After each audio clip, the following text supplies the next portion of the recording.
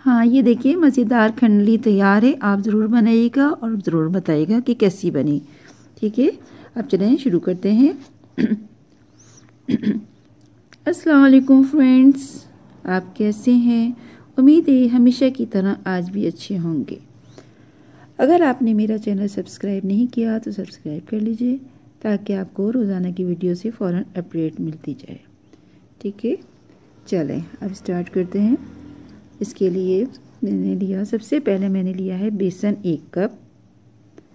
ठीक है, 1 कप बेसन लिया है। और ये जो हल्दी है वो है जो मैंने आपको बताया था, हल्दी का पेस्ट बनाया था घर का, उसका मैंने पेस्ट बनाया और फ्रीज़ कर दिया है। और इसमें डलेगा नमक, मिर्च।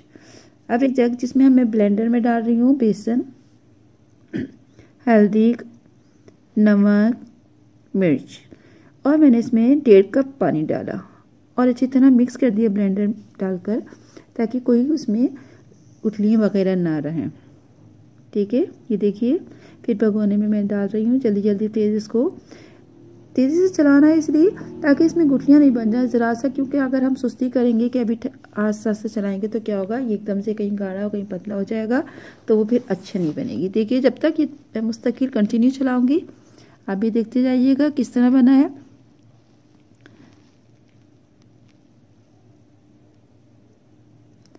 इसमें मैंने अभी आप देखिएगा रेसिपी, इससे पहले भी एक मैंने रेसिपी अपलोड की थी, लेकिन उससे थोड़ी सी डिफरेंट है और इसका नाम भी कुछ और है। मैं आपको बताती हूँ, खंडलियाँ। ये देखिए कितना गाढ़ा हो रहा है। गाढ़ा होने बाद हम इसको क्या, देखिए इसने भगोना छोड़ दिया। अब मैंने एक डिश में क्या किया है, इसको मैंने निकाल लिया। निकालने के बाद यूँ फैलाया, ये फैल गया। और थोड़ा सा जब ये ठंडा होने लगा तो मैंने इसको, देखिए इसको काट रही हूँ। ये देखिए कट रहा है, बहुत आसानी से कट रहा है और ना ही देखिए नाइफ में चिपक रहा है। ये थोड़े छोटे पीसेस हैं, आप चाहें तो इसको बड़े भी बना सकती हैं और चाहें तो जैसे फ्रेंच फ्राइज होते हैं, फिंगर की शेप में भी बन सकते हैं, लेकिन ये ज़्यादा स्क्वायर में बनती है। ये देखिए कितने प्यारे, कितने अच्छे कट रहे हैं। और ना ही ये ट्रे में जिसमें मैंने बनाया है डिश में भी नहीं चिपक रहे और बहुत आराम से ये ऊपर हट जाएंगे। देखिए अभी मैं आपको हटाकर बताती हूँ। ये देखिए कितने आराम से हट रहा है। वाह ज़बरदस्त। बल्कि अगर मसाला भूनते हैं ना दही डालकर, उसके साथ अगर वैसे भी खाया जाए तो बहुत ही मज़े का लगता है। यूँ ही मतलब बगैर रोटी के साथ अच्छा मज़ेदार बनता है। ये देखिए सब हटा रही हूँ, हट गए। फिर मैंने क्या किया है, अब इसके बाद मैंने प्याज भी डाल दी है। मैंने प्याज पीसी है। सबसे पहले मैंने ब्राउन प्याज की थी, उसमें मैंने डाला है मेथी दाना और थोड़ी सी प्याज देकर उसको ब्राउन कर लिया और उसमें ये मसाला, नमक, मिर्च, हल्दी डाल के मैं इसको भून रही हूँ। ठीक है, ये भून रहा है। बस भूनने का कोशिश करिएगा कि अच्छा भुने। अच्छा, इसमें हम डालेंगे टमाटर नहीं डालेंगे, ना ही गरम मसाला साबुत डालेगा, इसमें डालेगा दही।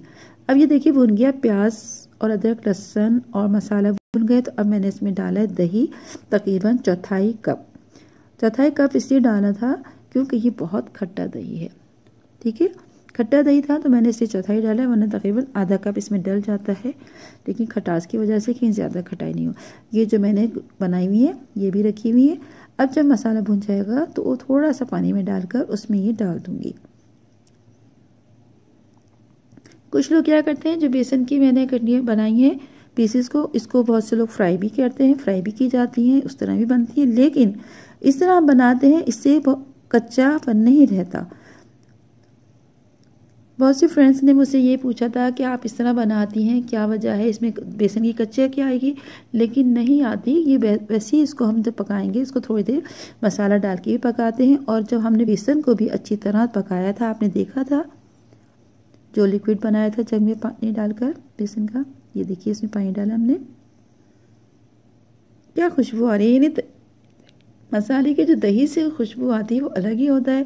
बेसन में हमने जो डाला है वो जब पक रहा था उसकी अलग टेस्ट होगा, बहुत ही मज़ेदार बनेगी। और दही का अलग खटास होती है, टेस्ट अलग होता है, खुशबू अलग होती है। इसी तरह टमाटर डालते हैं, कहीं आलू बुखारा डालते हैं और कहीं नींबू का इस्तेमाल किया जाता है और कहीं इमली का। ठीक है, लेकिन इसमें क्या होता है, दही का इस्तेमाल कर किया मैंने। ये देखिए जोश आ गया। अब मैं इसमें खंडीर डालूंगी और थोड़ी देर पकाऊंगी और पकाने के बाद डिश आउट कर दूंगी। और इसमें डलेगा पिसा हुआ गरम मसाला भी डालना है और हरा धनिया भी बारीक बारीक। ये देखिए बनी हुई तैयार की हुई थी, मैंने इसमें डाल दी सब। ये देखिए फिर मैंने इसमें क्या किया, बारीक पिसा हुआ गरम मसाला डाला है और बारीक बारीक हरा धनिया काट कर डाल दिया है। ये लीजिए तैयार हो गया। आप भी बनाइएगा और फीडबैक ज़रूर दीजिएगा और ज़रूर बताइएगा कैसा बना। और हमारा चैनल सब्सक्राइब नहीं किया तो सब्सक्राइब कर लीजिएगा और बेल आइकन को क्लिक कर लीजिएगा ताकि आपको रोज़ की वीडियो से अपडेट मिलते रहे। ठीक है, देखें, वाह ज़बरदस्त।